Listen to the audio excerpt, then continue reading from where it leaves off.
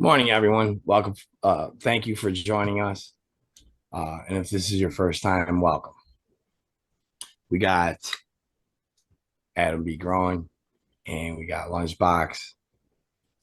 I'm Outlaw. What's happening? But Cheers, let's get boys. this morning started all right.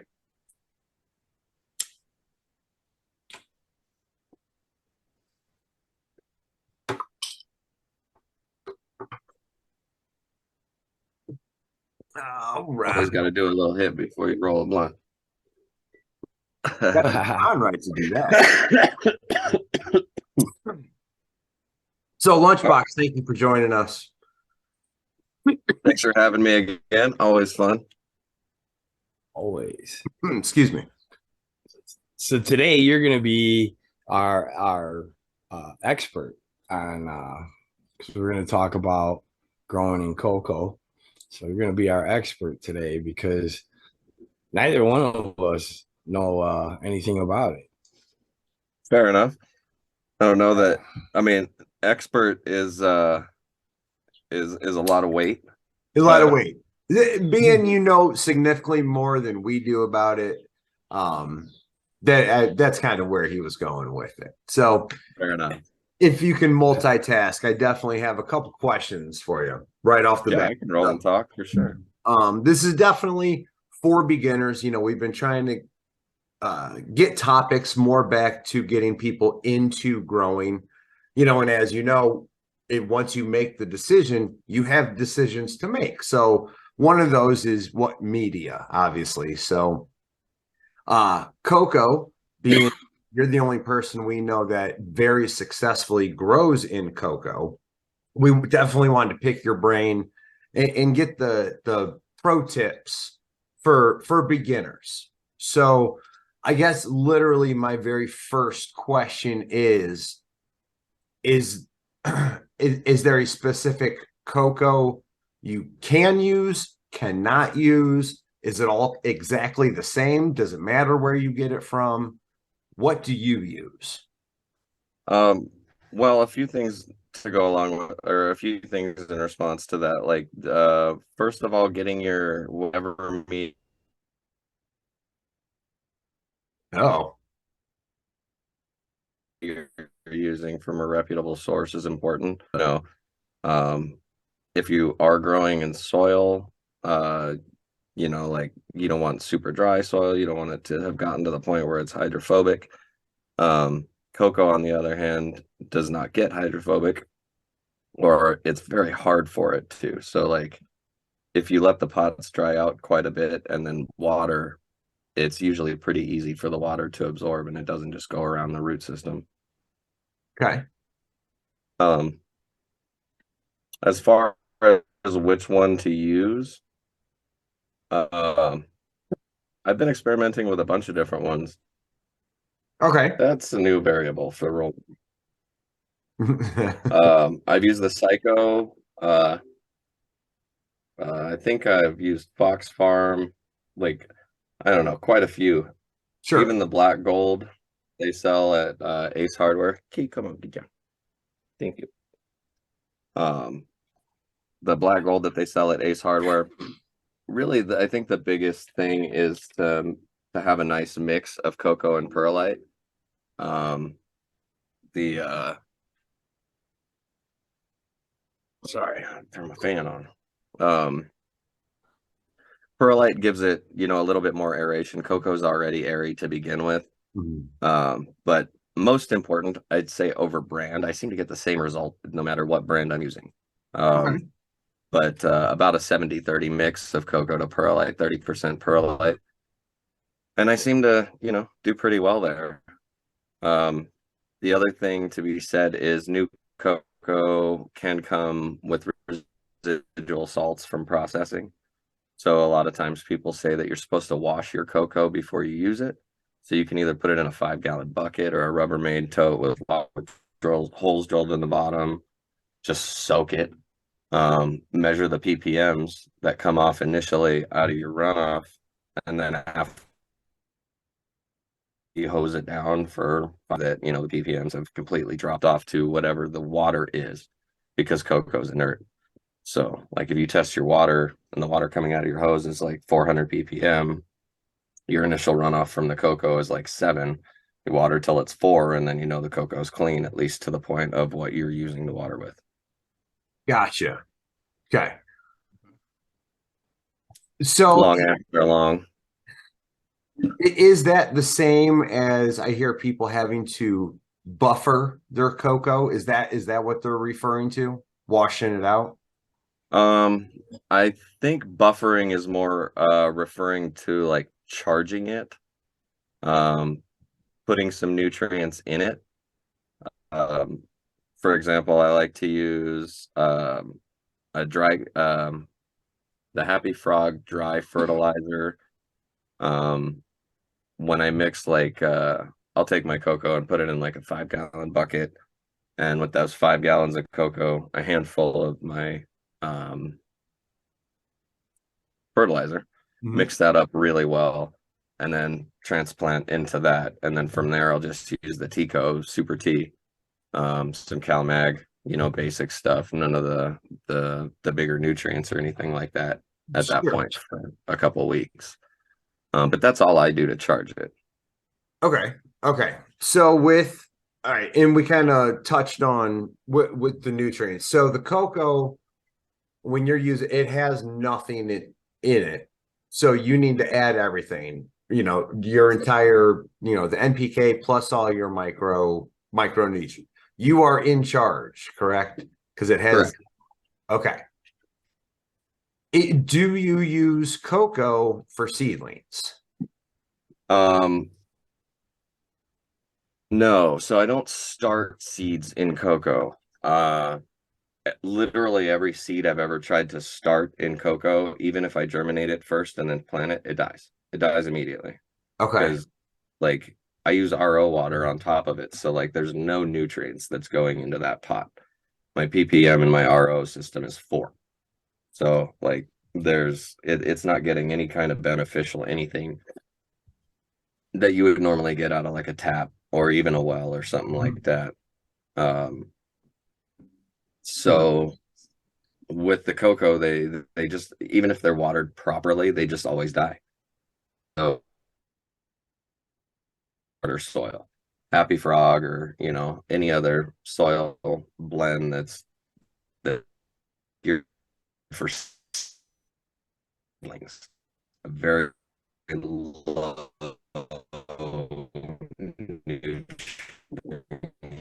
Yeah, dude, I have a rough internet. I don't need a lot. Yeah,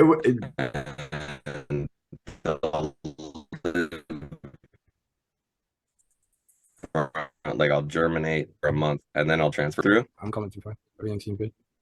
Yeah. Testing 1, 2, 3. Yeah, it looks like he's cut out. I don't know. We'll see. I think it's all right for right now. That was pretty rough there for a moment. I'll cut it out if it stays good. Sorry, but please continue with where you were at.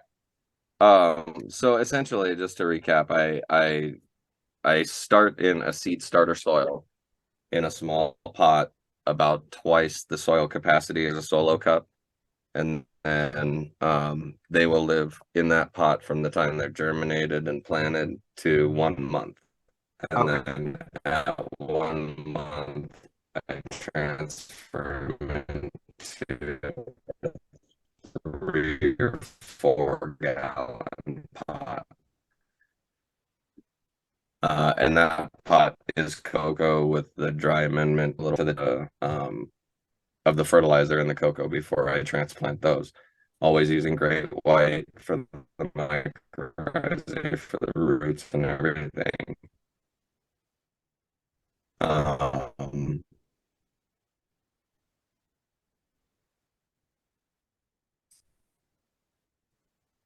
But then beyond that, other nutrients obviously need to be added. You are breaking up, Adam. What'd you say? Yeah, unfortunately, I don't know, because it's recording on my end and it is insanely. It says it's my internet. That's all. Yeah. Bueno. Recording.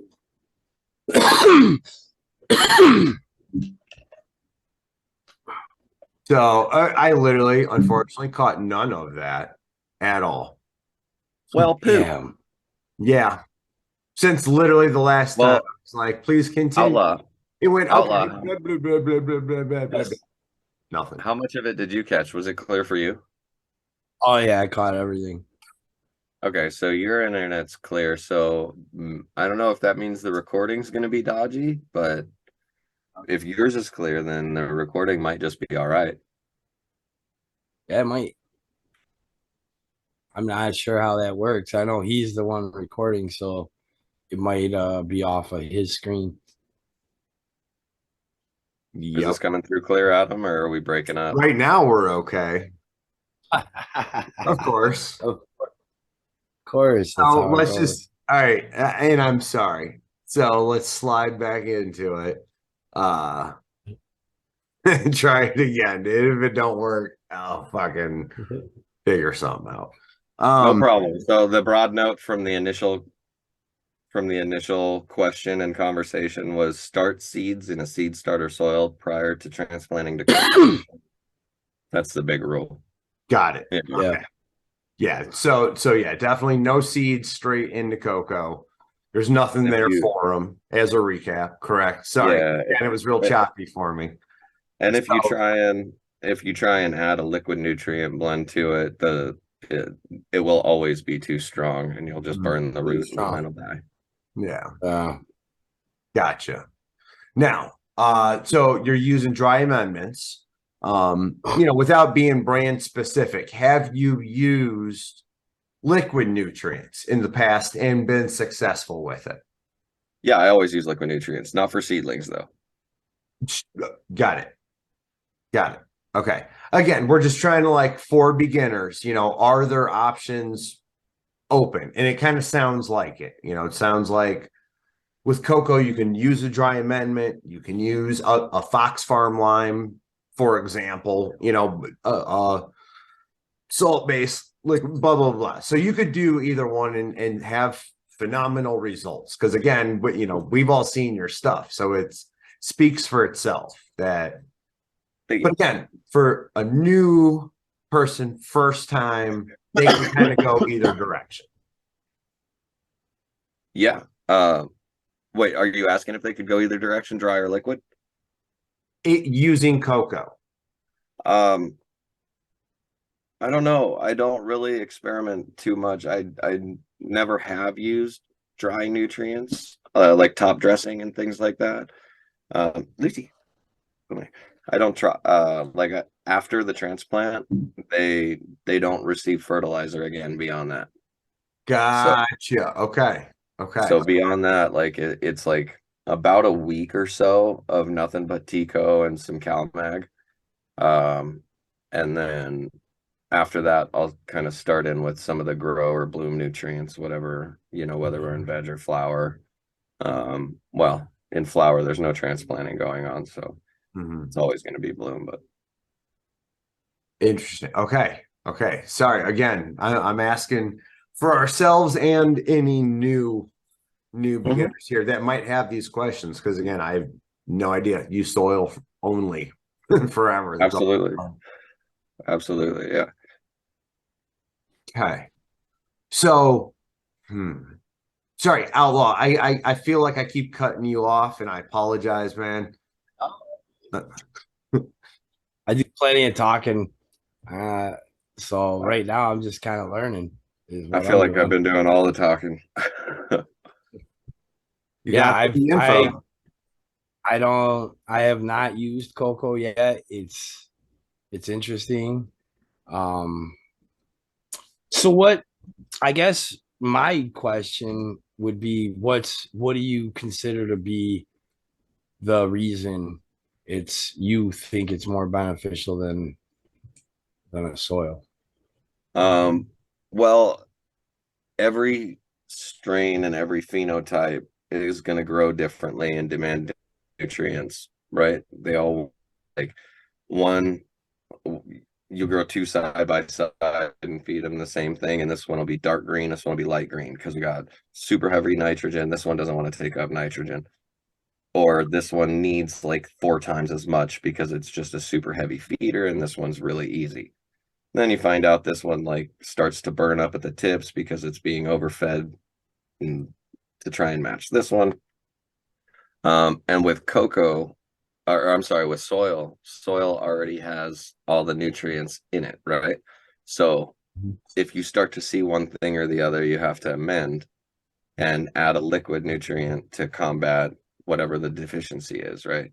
So if you add a general nutrient, with NPK to the soil that already has NPK, and it's only lacking in P, or it's only lacking in K, whatever the case may be, you might toxify,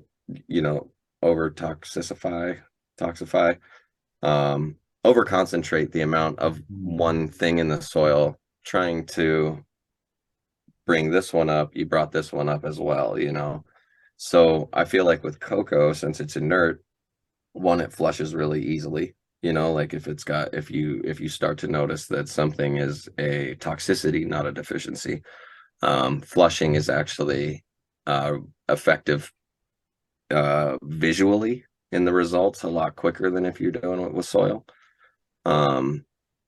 And to rectify the situation is easier because, again, once the soil dries out and you apply your next watering, when you did your flush, you can measure your pH, you can measure your ppms and determine, like, oh, my pH is actually at 7.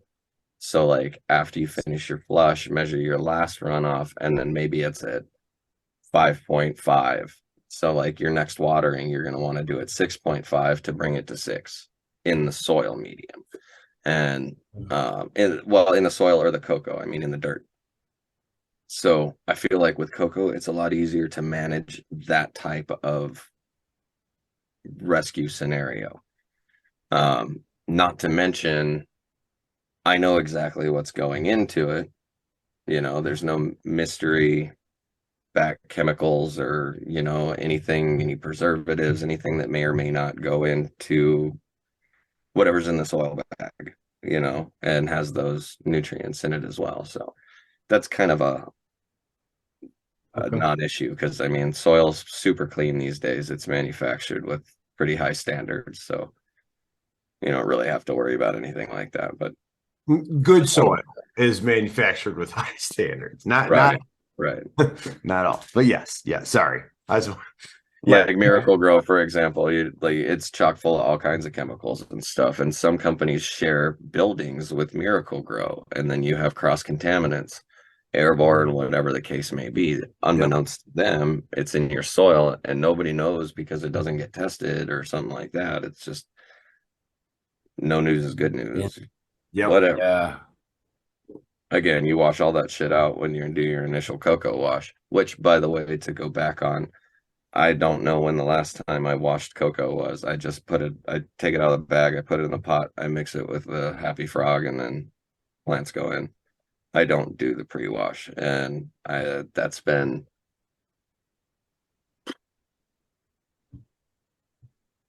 over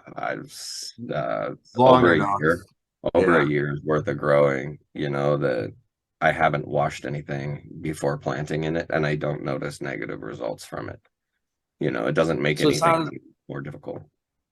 It sounds like you just kind of answered my next question, which was, can you mix the cocoa with like Happy Frog soil and stuff like that?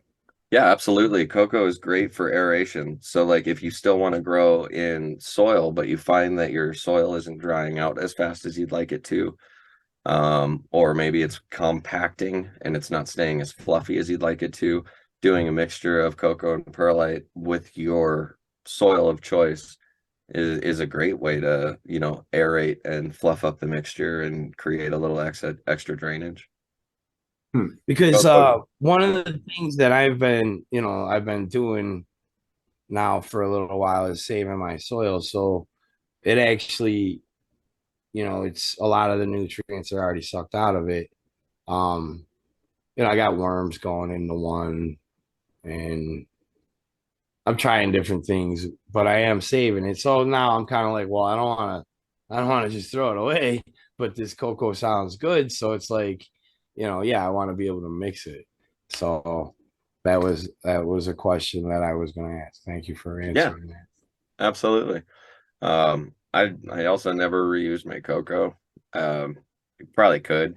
Like that I would definitely wash, but I don't know. I feel like once it's gone through its cycle, I just don't like to use it again. Plus, there's any number of different things that could be in there, from larvae, from bugs to, all kinds of shit. And then I take that Then what old do you do with soil, your cocoa and your fish?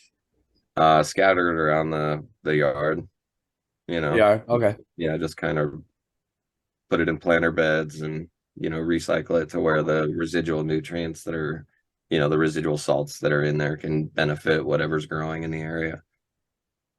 Yeah. Okay. Have you used cocoa for anything other than our medicinal plant? Like anything out in your garden growing I have it? not. It's on my list of things to do. I want to have some other plants and specifically exotic flowers. Sure. Um, and I think it'll be a lot easier to do that. Yeah. Yeah, which I have learned that, because we grow flowers, growing flowers actually is pretty easy because it's all the same. You can use all the same feeding stuff. For the most part, across Yeah. the board, a lot of them really want the same stuff. Yep. So yeah, we have quite a viola patch going in the back. Oh, nice. Yeah. Nice. Yeah, the big purple flowers. Yeah. That's cool. Pretty excited about that. So Yeah, I would be too. I like that. We've got tiger lilies and hostas, and we got a few like different flowery type things mixed in with it. So that's kind of coming along. And then we're limited space, so we're kind of like trying to grow some shit that we want, like like watermelon and I think she grows sunflowers, she digs those. And we're growing something else that we eat too. Can't remember what it is. Might be zucchini. Nice.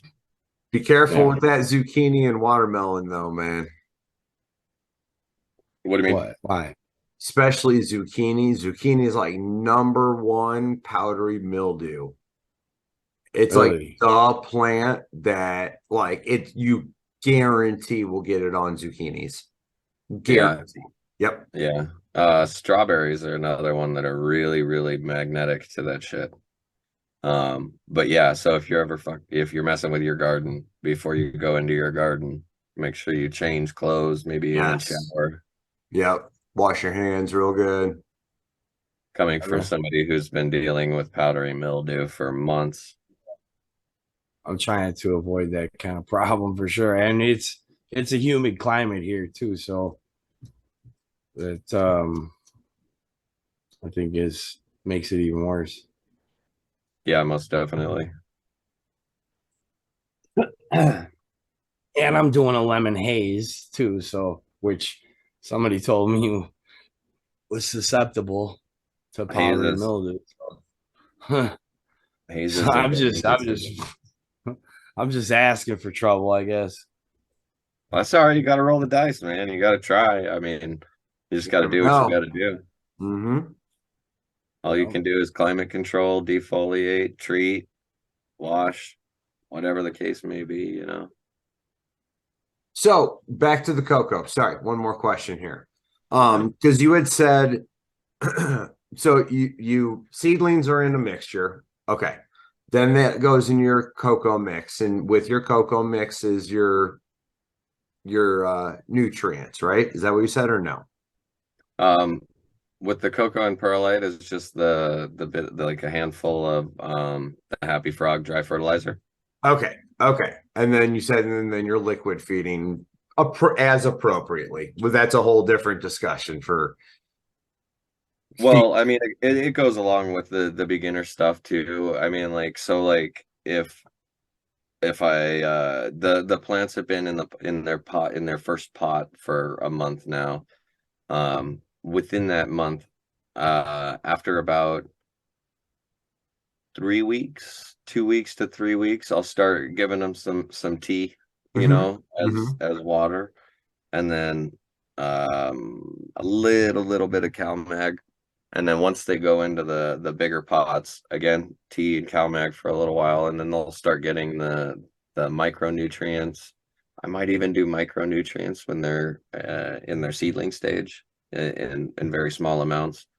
Um, Currently, I think the seed starter soil that I have is actually pretty weak. So before I started it, I it is hydrophobic as hell. So I had to put it all in a bucket, mix it with water, stir it around a lot, and then I put some micronutrients in it and some Orca, which Hmm. is basically liquid great white. Yeah. Um, and then wrung that out really good and put that in the pots. And then I put my sprouted seeds into that. So this time I've actually pre-charged the seed starter soil with a little bit of liquid nutrients to get it started to see if I see a result with that. Because as it is, like I actually have four of the same McFritter by Elevate. Hmm. Um, one seed failed. One is like, and then a couple other ones are actually doing pretty decent. So the ones that I've done in the way I just described are doing pretty decent, and the other ones are a little bit coming up short. So we're gonna see what happens with that, and if it starts to become something I institute from now on. Gotcha. Hmm. Hmm. After that, I am doing like my general mix is like 4 gallon, like say I have three plants, each one in a 10-gallon fabric pot. I mix 4 gallons of water, and then I'll put about 60 mils of in veg grow nutrients and 15 mils of micro. And then if necessary, like that's one day. Like on any given day, I won't do more than that. Like I won't be adding a silica supplement. I won't be adding anything else. Like that's it. I'll wait until the next watering, and then I'll do silica and CalMag. And then I'll wait until the next watering, and I'll do Tico and super moist. So Hmm. that like it's always kind of alternating and getting what it needs, but it's not getting overloaded on anything, and everything can kind of wash everything, and seems to work really well. Um, and then on the bloom side, once they're that big, they're getting the bloom nutrients. I'm sorry, 4 gallons with that mixture, and then each pot gets a gallon, and then each pot gets a third of a gallon. It doesn't run off, like it doesn't come out the bottom of the pot, but that's pretty much what I find to be sufficient. And I do that about every 2 to 3 days. Um, with Coco, I find it to be pretty hands off, and I never worry about overwatering because anything that overwaters does come out the bottom of the pot, and it only gets soaked back up if it needs to. And I usually just empty the drip Hmm. pans, and then they're good for like literally 2 to 3 days on the older veg plants, and even up to 5 days on the younger month to 2 month veg plants. Wow. So the final, how many total in the cocoa mix? How many transfers do you do? Just the one, or is there two transfers? Two. So I started off in the small pot, and then I go to the 3 gallon or 4 gallon, whatever it is, Uh-huh. and And then then you'll from finish in. the 10-gallon fabric. Like I use plastic initially, and then the 10-gallon fabric is what I transplant to finally. And I do that um a month before they're going to go into flower, and then 3 weeks before they're going to go into flower. So a week after transplant, I do my training where I tie them down and I bring those branches outward. basically like a vertical scrog, how I see it. Yeah. And then they have 3 weeks until they go to flower. So after another week, I do a defoliation and make sure that all the good nodes, top nodes, are visible to the light, got good airflow through the plant. And then they'll recover for about 2 weeks. And I'll do another quick defoliation before going into flower. And then once in flower, about 2 weeks into flower, once they've about finished their stretch. No, I'm sorry, about a week into flower, after they've begun their stretch, other defoliation for the node spacing, or not node spacing, node light exposure. And after that, it's basically just maintenance, like a little bit here, a little bit there. Gotcha. I like it. Coco and, fabric pots, whole different, feeding regimens and all that is, varies obviously depending on like brand and what, climate you're in and the whole 9 yards. But I dig it, man. I love all the information on the growing in cocoa. Because like I said, I'd never done it. I don't believe Outlaw has ever done it. So it seems fairly easy, for someone who is interested in getting going. It really is, dude. Like I feel like it's a great way for a beginner to get into growing, because it kind of obligates you to learn things like pH and ppm and soil health, like right off the bat. So once you understand basically those things, it really, really helps you to be able to identify issues with the plant and rectify situations and things like that. Like, it helps you understand the plant as the plant a little bit better, as opposed to just a plant that's growing. Right. Not to naysay learning to grow in soil, you learn all kinds of different things, and definitely learning ppm and pH and things like that. But I just really like dealing with liquid nutrients, and dealing with cocoa in general, because it seems easier to me. Just makes sense. Yeah, absolutely. I love it. Fabric pots, though, I think that's like the only thing me and you kind of disagree on. Too dry. I have started reusing the fabric pots too. Good. I use nice. I use just a flat razor blade and scrape the roots off that have kind of grown into the fibers. Yep. And then give it a pre-wash in the utility sink with some dish soap. Throw them in the washer, and the dryer, and they come out super clean. Nice. Why don't you like fabric pots? I just recently started using them. Too much evaporation.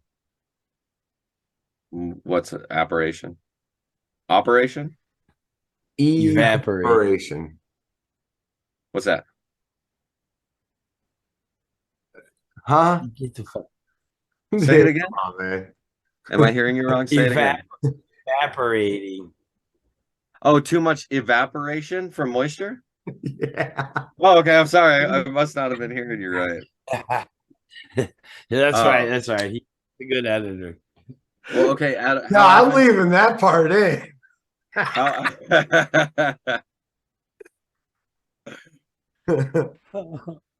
just gonna fire my blunt back up. Apparently, I'm like, oh my god, dude, are you fucking with me? It did cut out when you said it. I knew what you meant, but it cut out like at the E part, so it came out evaporation at first. Anyway, it doesn't matter. Different conversation for a different day. So with your soil in your 5-gallon buckets, how often do you water? How frequently? Like, obviously climate number one. How good am I doing at rotating? If I'm on point, I can do it every 5 days. Okay. One plant will get done every 5 days for photo periods. But again, I got to be on point. If I'm not, it'll be like 4 days. of rotation. Also depends on how many are in there. The more I got, I can probably stretch it to 6. because of the extra humidity and so on. Yeah. If it's constantly having it around. Yeah. Well, that's really convenient. Yeah, that's an obvious benefit to a soil grow right there. Like I worry so much about the roots, like because the roots determine everything. Yeah. So like one of my biggest fears is to overwater and cause root rot, or anything like that. And if I notice my pot's not drying out, like if I lift them up and they're not getting dry after a few days, I start to get a little bit worried and I start to look at the plant a little closer and it's like, oh, she is a little bit stressed. No wonder she's not drinking as much as her sister, who's the exact same size, but looks more vigorous. Wow. I'm gonna be honest. My plans get like something probably every 3 days, otherwise I'll pick them up and they'll be light. Oh, what size pots do you grow in? 5 gallon. 5 gallons. Same as Adam. Okay. So that's I don't know why. Obviously, it's got to have something to do with the different climates. But 5 days, oh my god, yeah, that thing would be like I'd be able to pick it up. It'd weigh like nothing. Wow. Yeah, absolutely. And again, that's Especially in on point. flower. My flower plants, they have to be watered every 2 days. And they get, a gallon and a third of a gallon. And I'm gonna be honest, there's actually like I obviously when I'm feeding them, I'll mix it up and I'll give them a little bit. I make sure there's nothing. Every now and again, I'll just to make sure that they're getting that it's fully saturated in there. I'll give them a bunch of water one day. It's a bunch to clean up. I know there's going to be a bunch of runoff from it, but um, it's just to make sure that it gets just full, that every inch of it gets fully saturated every now and again. I don't know. It makes me feel better, I guess. I don't know if it No, actually does it. you're absolutely right. That's the best thing to do. Like, yeah. I don't do it and I stopped flushing entirely just because it got to be so much work and I was, over it. Like, Yeah. and again, with experimentation came realizing that not doing it is not causing me any problems in the garden. You know, I'm growing exactly the same, if not better. I've learned a lot more too, so like that could be part of why I'm, Yeah, for sure. there's plenty of factors, but Of course. yeah. Awesome. Well, all right, everybody. I think it's time for us to get a little breakfast. Lunchbox, thanks for joining us. Everybody, thanks for joining us. And we'll see you next week. Thank you. Cheers.